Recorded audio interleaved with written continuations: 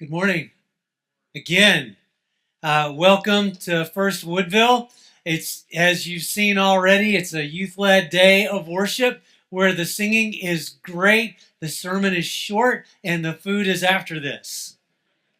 Yeah. Hey, that got an applause for the start of a sermon. That's a rare thing, but it's a good thing. Hey, today I want to talk about what is fair. We're in Romans, and it's really hard to teach or preach Romans where you just have to take it in little chunks. And so I also know not everybody gets to be here every Sunday, or maybe even during a sermon you're paying attention for one part and not for another. So I always try to kind of put a little cap on it right at the beginning about what is fair.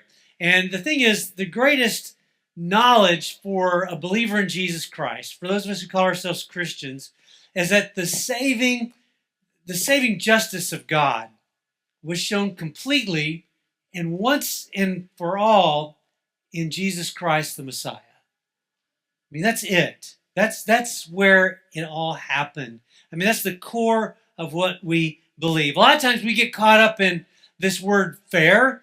I mean, for sometimes fair can mean that something has a beauty to it. Sometimes fair can mean something's kind of mediocre. Sometimes fair can be whether a play call on a football field goes your way or it doesn't, right? Sometimes we can say God's being fair or not fair. Say we're a quarterback throwing a Hail Mary pass into the end zone, praying that the receiver would catch it. On that side, you might think you're fair, but if you were a Baylor fan, if you're a good, God-believing Baptist, you were praying he would drop it.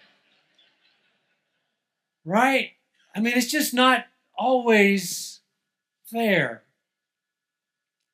But maybe fair also is this exhibition that happens, right? A couple of weeks, we've got the Tyler County Fair. And so that's kind of that thing that happens, this idea that there's this gathering where things are brought there and they're displayed, whether it be cakes or pies, whether it be sheep and goats or hogs or cattle.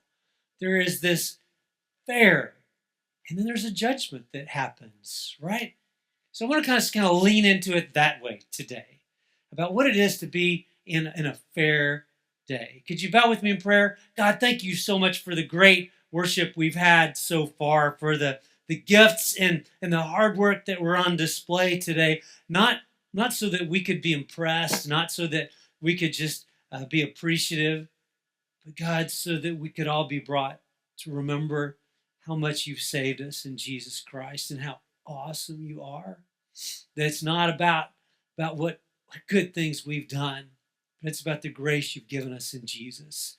Help us get that, see that, and live that today, I pray, in Jesus' name. We all said, amen.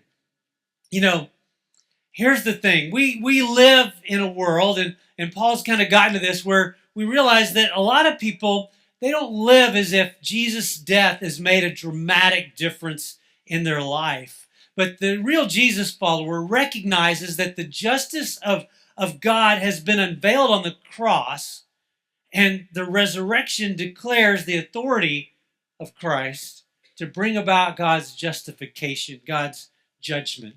There's a word in the Greek, and don't throw this out there a lot, but you see a lot of times this word righteousness in the New Testament there, and the Greek word is this word diakosune. You don't have to know that. You don't have to say it again. You don't have to say God bless you when someone says it, because it sounds a little bit like a sneeze. But what it is this, it's this belief we have, this doctrine concerning the way in which people can attain a state where we are approved by God.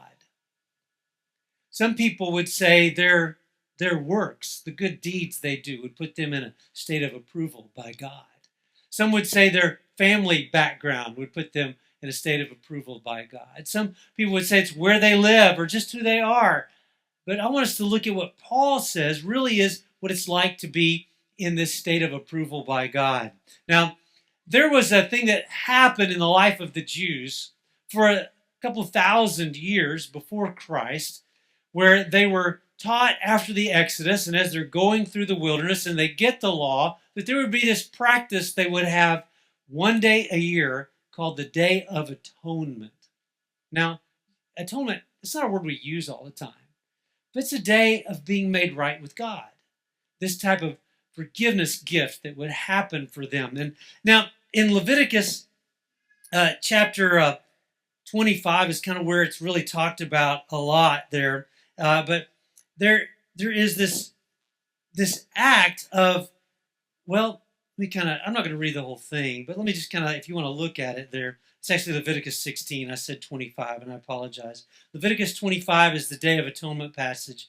And there's this description for the priest about what he's to do, not only to get himself ready, but to be able to go into the Holy of Holies on account of the people and to bring the blood of the bull that had been sacrificed and to spread it upon the mercy seat. That's basically the lid of the Ark of the Covenant. It is this act that we would think, looking at it, we go, how does that work, right? That he would spread the blood of a sacrifice upon the lid of this box that has the law in it, that has all of these things that have been placed there in this place that is so holy that only the high priest on the holy day could go in when he has been made right through ritual cleansing and preparation. That sound a little far out, a little bit different, a little bit wild, that somehow him just going in there with that blood could go in there, because the whole idea is that act of obedience would make everything right between God and the priest, and God and the priest's family, and God and all the people of Israel. That their sin would be atoned for. That it'd be kind of a momentary payment. Then they'd go out and they'd have two goats. One they would slay, and the other one that they would take and put their hand upon. And that this would be, have you ever heard the phrase scapegoat? This is it, right? They'd take this goat, and by a kind of a ritual act, they would declare that all the sins of the people were upon that goat, and they'd kick it out of the camp into the wilderness, never to see it again. There's a lot of great imagery going on there, and it's a great point. But the thing is, it was a practice that was to be done every year, time and again, because it was always intended to be a temporary act of declaring that the people have been made right with God. And so if you want to read that in Leviticus 16 later, you can, about what happens there. But again, that's where Paul is coming about. He's saying that there is this sense of unrighteousness bringing forth God's righteousness. Now, so far in Romans, he's really in the last part of the first chapter and the first part of the second chapter, he's taken really broad swings at the sin of the world. And that's so easy to do. That's the low-hanging fruit for us, right? We can look out in the world and say, look, it's so obvious how wrong what they do is. The sin of the world. But then he begins to say, he says, then there are the people who try to justify it, who try to say, well, it's in my genes, or it's in the way I am, or I just can't help it, or it's in my nature. But then Paul gets personal, and he turns it back, and he says, look at how bad all those people are. Look at how they're all a bunch of sinners. And then he gets to the point just before this text we're at today, and he says, and guess what? So are you. No wonder everybody loved Paul. Nobody wanted to throw rocks at him. Nobody wanted to chase him out of town. No, Paul was not the great example of how to win friends and influence people a lot of times. But he told the truth. In fact, really, the one thing, if you remember nothing else, is this, is if you think everybody else is a sinner and you're not, we need to talk. It's kind of like if you're in a group of people and you think that there's not anybody that does anything wrong in that group of people, and you think everybody is wonderful and there's nobody that's the person that causes problems, it's probably because you're the person who causes problems. Right? It's kind of like if you're driving down the highway and you're just thinking, man, it's a wonderful drive. I'm going down the road. My speed's kind of casual and comfortable. I don't ever nobody's in front of me. The road's wide open. It's because, you need to look in your rearview mirror and realize there's a lot of people behind you wishing you'd speed up. Yeah. we got to be very careful that we don't just look at ourselves and say, everything's good. And that's where Paul is saying that, because what was happening with the Day of Atonement, this idea of coming and making a sacrifice to be made right with God, was that the Jews would do whatever they wanted the rest of the time, right? Because it's okay. It's okay if you do that sin. It's okay if you break that law in their mindset, because, hey, on the Day of Atonement, everything's going to be paid for. It's all going to be okay, right? It's just, sorry, I messed up, and take care of it. There is no sense of accountability that's there. But here's what Paul is saying when he turns it around. He says, you're doing all of those things, because people might argue and say, well, my falsehood, this is in verse 7 of chapter 3, he says, my falsehood enhances God's truthfulness and so increases his glory. In other words, when I do something wrong and God forgives me, that just makes God look even better. Paul writes, if our unrighteousness brings out God's righteousness more clearly, what should we say? That God is unjust in bringing his wrath on us? He says, I'm using a human argument here. Certainly not. If that were so, how could God judge the world? He's making a little bit of an argument. It's a little complex, but let me kind of break it down for us here. He's basically saying, as he continues on in this passage, and saying, look, we've all got flaws. We've all got mistakes. In verses 10 through 18, in Romans chapter 3, are all these passages, when you look at your text there, that are just these little quotes when he says, there's no one who is righteous, not even one, no one who has understanding, and no one who seeks God. This was written 2,000 years ago, but it was a quote of something another millennia old from the Psalms. And Paul begins to quote from the Psalms these little snippets of verses, doing as they would do, as a rabbi would do in his day. He'd quote little tiny passages that it would invoke all of it, and he would string them together like pearls. Yes, that's an ad for the Bible study Kelly's leading on Wednesday night, but that's what the rabbis would do. They would say, these are pearls from the scriptures, and they would string them together and show them to people. Not because they were something that should just be put aside and brought out on special days, but they would remember God's wisdom and teaching was there for all of them. And so he just says in those pearls, these things that are really bad about everyone. And so in verse 20, he picks up and he says, therefore, no one will be declared righteous in God's sight by the works of the law. Rather, through the law, we become conscious of our sin. You see, their thought was the law existed to kind of paint over all their flaws. That if every once in a while we would keep it, if every once in a while we would do some good act, if we would once in a while observe this religious festival or feast in the way the law lays out, if we would bring the right sacrifice at the right time, then God would then have to, by obligation, just make us right with God. And Paul says, well, that's not it. In fact, here's the thing. He says this, through the law, we become conscious of our own sin. I mean, the Ten Commandments aren't something to wear upon a piece of jewelry or put upon a place on a wall and say, look at us, we've posted that, look how good they are. No. The whole purpose of the law is to show you just how much you've messed up and how much you need saving. Right?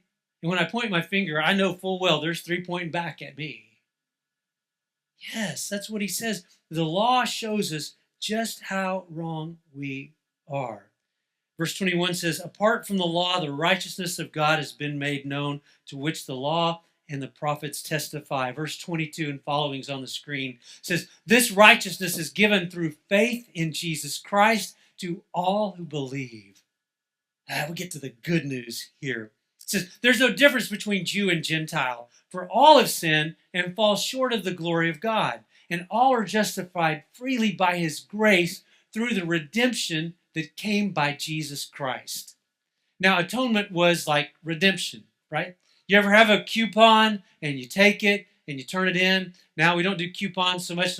Nowadays you earn like loyalty points, right? You kind of rack them up, and you go somewhere and you turn it in for something free, right? You've earned all of those. You've gotten all of it.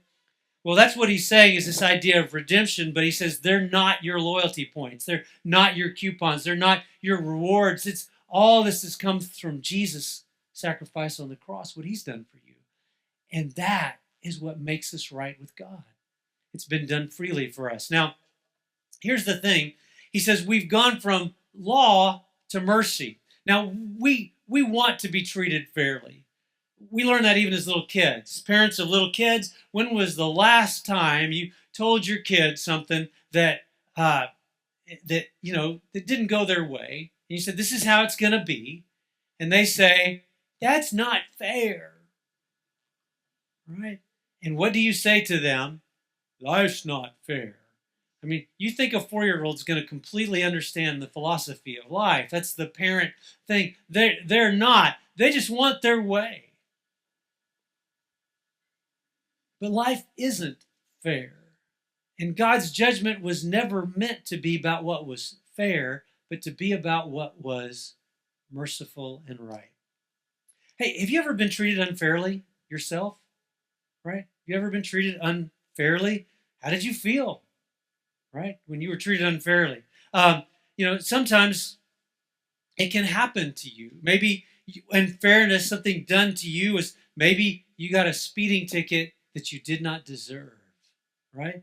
Or maybe you got a poor grade on something in school, but you did it right. Maybe in a game you had a flag thrown at you for a penalty you didn't commit, right? I mean, those things can happen to us. Maybe you were snubbed by a friend, or maybe a rumor was told about you. You didn't deserve it. I mean, that's not fair. Those are injustices done to us. But what about how you've been unjust to someone? Have you ever said a degrading statement about someone or some group? Shared a gossip about someone? Or forgot to give a reward or a tip that was justified by the one who received it? We're people who have injustices done to us. We also have done injustice to others. You see, when it comes down to it, we're in a hard place to be. None of us have got it all right. And the scriptures say that's the way that it is. It is right. We know when we look back at Genesis 3, that story tells of the beginning of sin and its consequences with Adam and Eve. One of us is this expulsion from the garden, right, where they could not eat of the tree of life. They've eaten of the tree of good and evil, but not of the tree of life, and the way is blocked for them. It's impossible to get to heaven on spotless innocence because we don't have it. As far as getting back into God's paradise, there's a cherub, an angel blocking the way with a flaming sword that keeps us from the tree of life until one day. I want to throw that hope out there. Now, there's some things in our life that even Gorilla Glue can't hold together. Now, you've all seen the commercials, right? There's like some guy, he breaks something. There's someone in the other room that's like, what's that sound? And then a big gorilla shows up. It's kind of funny. But I noticed one point of the commercial is it's all of like, I've messed up and I got to fix it before anybody finds out. Has this ever been you? Right? Yeah, I mean, it can happen. I served a church that had a historical marker, like a thing on a pole, and we needed to move it. And I'm like, oh, I can take care of that. And it had all the history of the church, and the church was really proud of it. And I thought, I'll get that. I'll get it out of the ground. We can relocate it to another place with us. And so I took care of it, and I dug around the pole, and I began to wiggle it around like you do. I've removed enough fence posts, and I began to shake it like this back and forth. Unbeknownst to me, that big old plaque had a flaw in it, a weak spot. And as I began to shake it, it cracked. It broke. And I caught it as it was falling. And I looked around and said, did anybody see that? Because for just a moment, I thought what any of you would have thought. Could I blame this on someone else? And then I realized, no, I can't. Put the pieces in there, went and confessed up to it, and it was put back together, expertly welded, like it could be done, yet still retains the scar of the repair that was done upon the plaque, but it's still there. So if I ever go see it again, I'll always know, yeah, well, that's there because of my mistake. Yeah.